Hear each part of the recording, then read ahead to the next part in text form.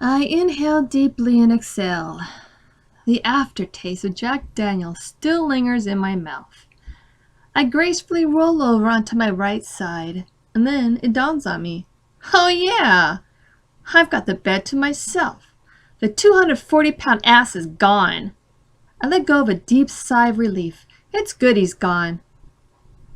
My damn cell phone breaks the solitude of my deserved sleep. I open my eyes to see the phone vibrating on the table, next to cluttered gobs of Kleenex and half a bottle of Jack Daniels. My eyes roll at the sight of my stepmom's number on my cell phone readout. I flick my hair back over my shoulders. Damn, it hangs 5 inches past my shoulders. I really need to cut a few inches off before I turn to Cousin It from the Addams Family. I take a few deep breaths, shake my head, and place the phone to my ear. I don't know why I even bother to answer when she calls anyway. Daughter, you are exactly like your father, through and through. You degrade yourself working at a strip joint, and you do not appreciate a man from a distinguished family with morals. Jessica, you're a fuck-up just like your father Lance. Cheryl's whipped tongue, spitefulness, stings me all the time. Why did I answer the phone in the first place? I ignore Cheryl's mouth of hate while I look for more liquor. My eyes scan the sunlit room looking for my glass mug. No luck. I only find the destructive aftermath left from when I broke up with Mark last night. Wow, I really went to town here. Picture frame shards are all over my dresser. My glass mug is in pieces on the polished wood floor. Fucking great. I can't even remember what I did. I close my eyes and open them again. More evidence of my fit reveals itself. Damn.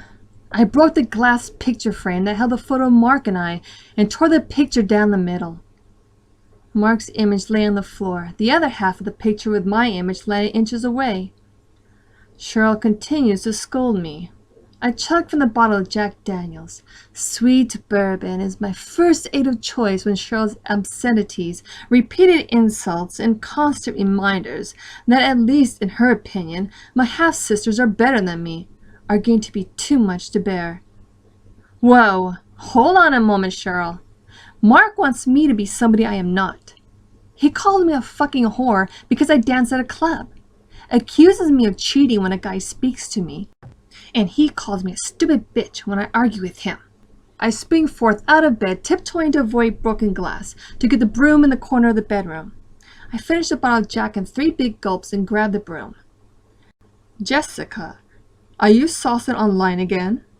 I bet it's booze, no doubt. Number 1, child, you address me as your mother. Second, you picked up that foul mouth from that slut friend of yours, Ashley. Third, your genital hunger. You inherited that from your father, Lance. Lastly, Jessica, my patience with this attitude from you wanes rapidly. You need to grow the fuck up and be a respectable woman. I knew Cheryl had clenched her teeth when she said that to me. Thanks to the alcohol, it didn't mean shit to me now. Okay, mother. Ashley has been there for me emotionally ever since I moved here to Athens when I was 19. All Mark cares about is fucking me and having me as his trophy fiancé, and that's all. To make this conversation quick, the fight was about me, Jessica, taking my independence from King George, and I got it. So alcohol is your courage in a bottle. You're just like Lance. What makes me sicker than that is, you bear the face of that slut that brought you into the world. I smash the bottle against the wall. Tears of anger are streaming down my face. I would give anything for Cheryl to be bold enough to say these insults to my face. Damn it, bitch. You never listen to me. You have no right to talk about my real mom like that. I hate you, Cheryl, and I'll always hate you, now and forever. I hate what you do, hateful child. I do not hate you. You know, I still pay the other half of your tuition, and I can easily stop. Lance with his other 2 kids in prestigious, expensive colleges. Well, I doubt he'll have the funds to cover you. Understand me, Jessica Lyric. Either shape up or you'll find yourself dancing at strip joints for the rest of your life. Is that it, Cheryl? Anything else you want to say? Oh, yeah. Why don't you go back to Boston and live with that pagan aunt of yours? Oh, that's right. You can't go back to Boston because she kicked you out, bitch. Yep, that's all. You have a great sober day, love. And just like that, she threatens me and hangs up. After I toss the phone onto the bed, I turn to look at my reflection on the intact mirror. Despair is written all over my face. I gaze at that reflection of my purely erotic fleshly features. My confidence starts to build. I squeeze my voluptuous double F cup breast, and then use my hands to caress my wasp-shaped waist all the way to my curvaceous hips. My mirror is the only thing that's straight up with me. Get mad, Cheryl. You're not as fly as your stepdaughter. I slip my supple feet into black wool slippers, my broom in hand. I hum, "Get low," and sweep the broken glass on the floor into the dustpan. Before I sweep under the bed, I notice a drawer inside my bed is open. I look inside the mahogany wood drawer and see my gold, princess-cut sapphire ring is there, lying on top of that letter from the clinic. I shut the drawer with a broom. I remember now. I forgot to tell Mark about the letter. I should have told him about it months ago. Hell, he should have caught on to me when I stopped wearing his engagement ring.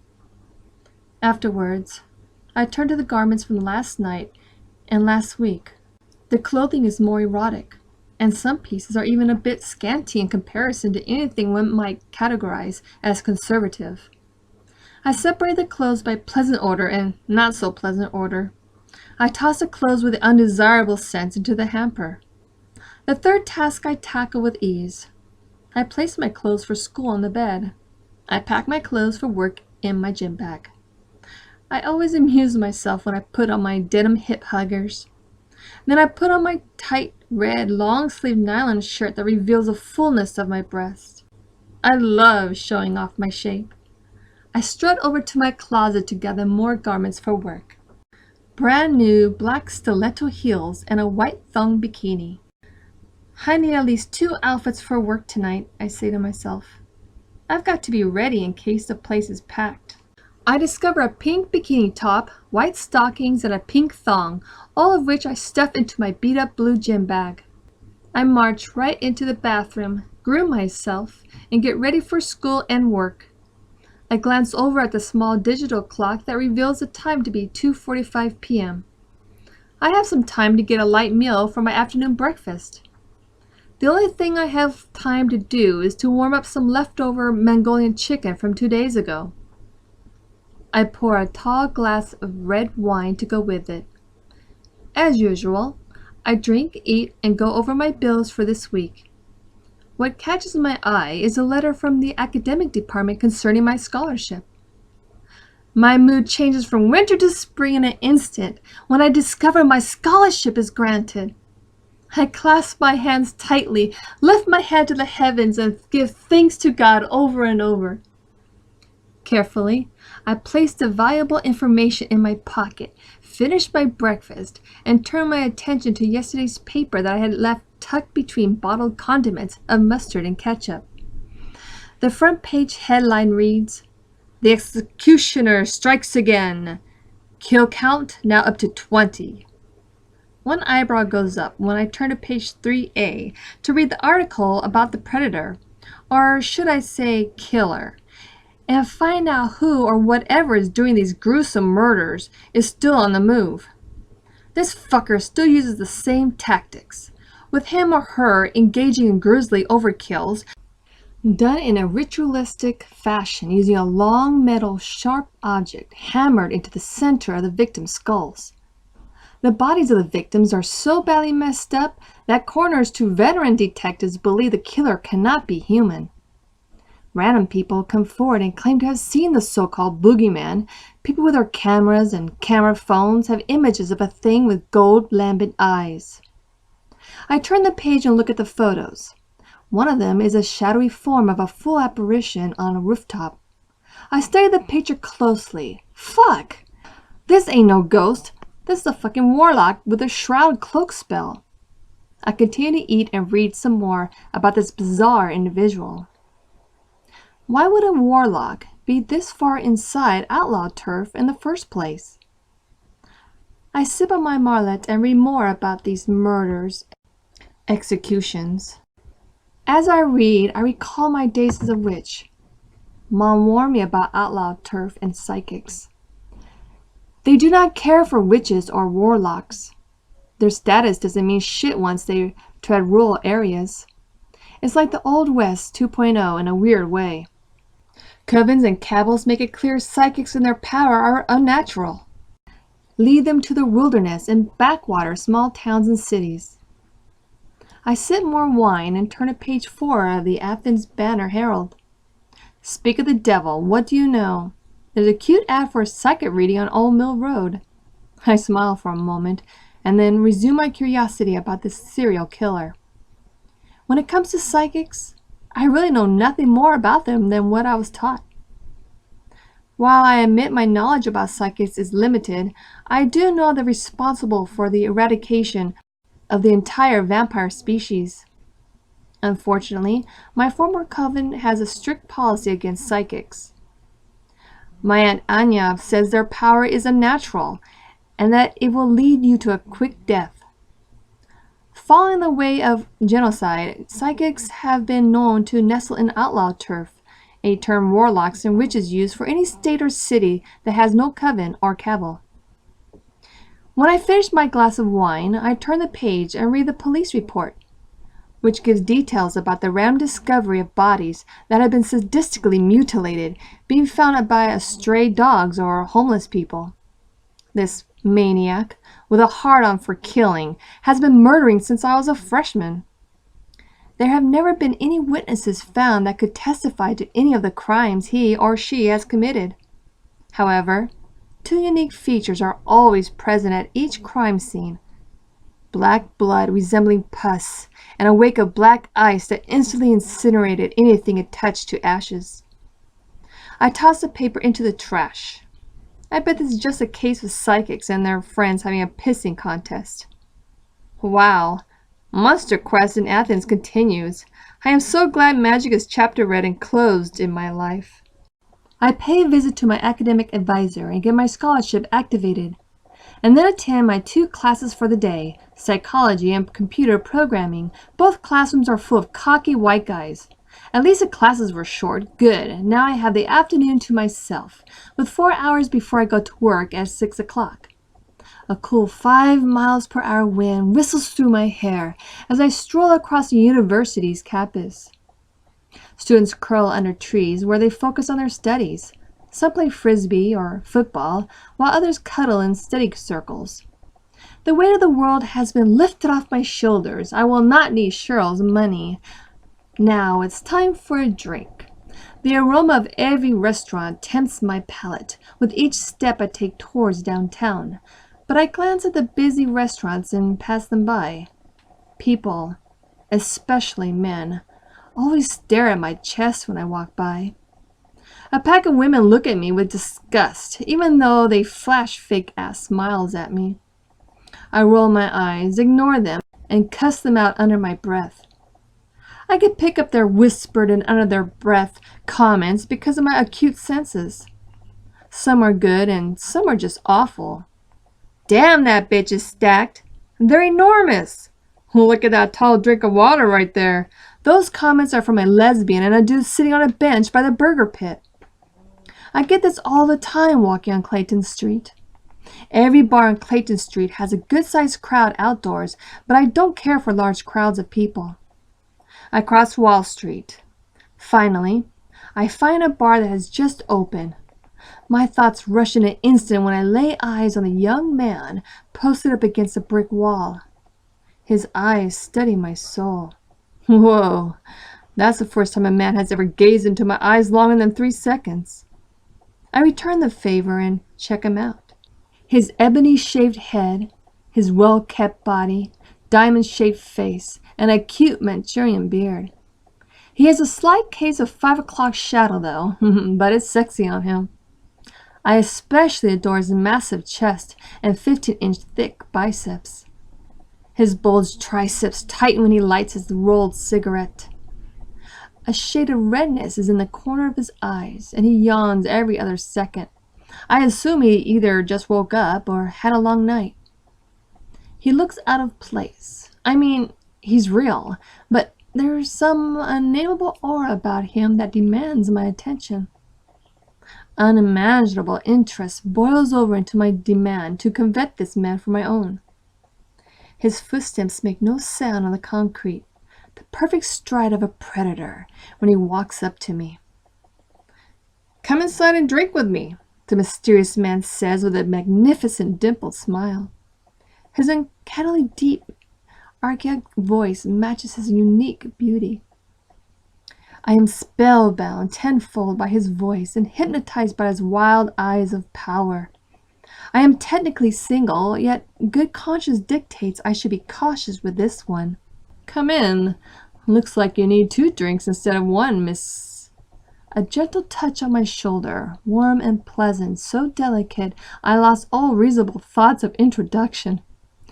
He treads closer to me, but physically I tower over him by a good 3 inches.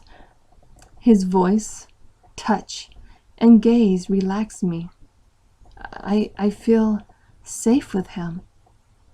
I caress his thick masculine forearms, biceps, and chest when he shows a chivalry I thought was long dead. The man gives me a vexed look, and I snap out of my lust trance and compose myself. "Baby doll, I appreciate the love, no disrespect here. You want to get a drink?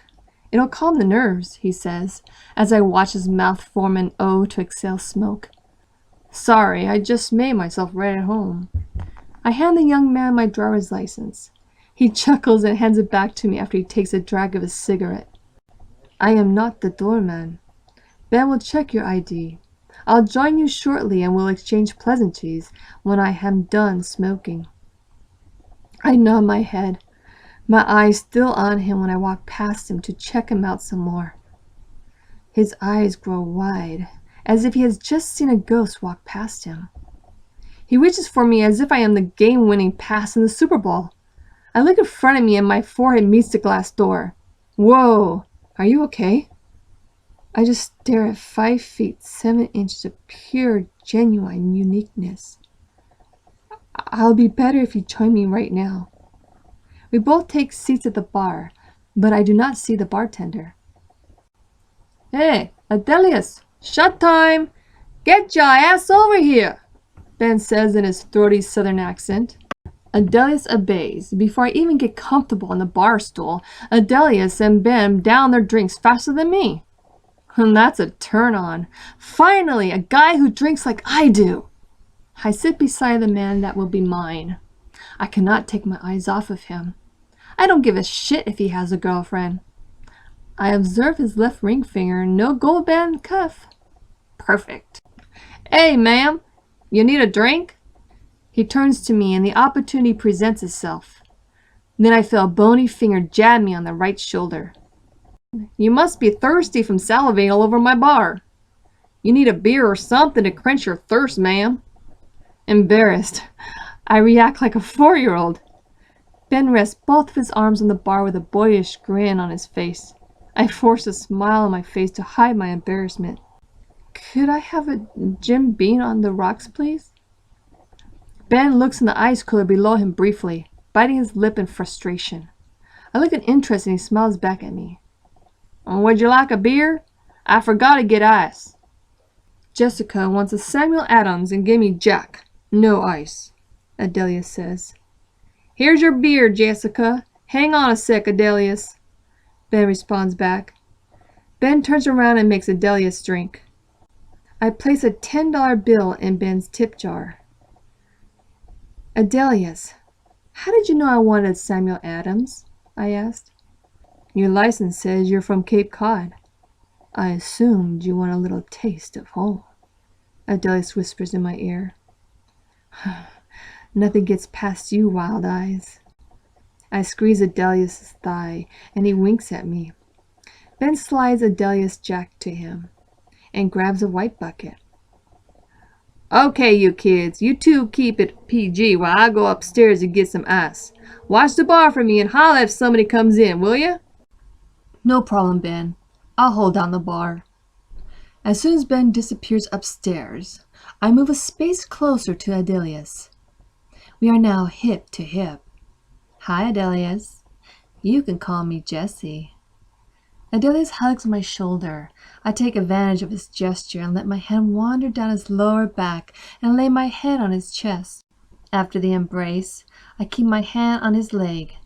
Adelius gently lifts my hair over my left shoulder, his kingly dark brown eyes serving me from head to toe with a slight pause down my V-neck shirt, and then he looks back into my eyes. Tell me about yourself, Jessie. Are you in college? Adelius requests before he takes another gulp from his glass of bourbon. I caress his leg some more. I have a gander at those eyes of his and see they do have supernatural hidden vigor inside them. Based on my physical assessment, Adelius is mortal with power that lies dormant in him. I don't mind. In fact, he's a true feral warrior with discipline. He's mysterious, and I am intrigued by him. I wonder what his real story is all about. I mean, why does he hide what he can truly become? Does Adelius hide his true potential because he does not want any part of the cruel supernatural world crap? If that is the case, I hope I can keep him from it and perhaps guide him down the right path. So, you're not going to answer my question, Jessie? I whisper. Thank you for the kind gesture. I take a sip from my beer and put it on the bar. I'd rather be smitten with you than talk about school. Adelius covers his mouth before he spews out his bourbon. Ben stomps back downstairs like he's 10 pounds heavier than he already is. Adelius' eyes survey Ben for the moment as Ben continues to open the bar for business. He ices down beer in the coolers and lines trash cans with trash bags. I can talk about anything specific you want to know, Jessie. Well, for starters, what do you do for a living? Are you single? Are you a student like me? And what do you look for in a woman?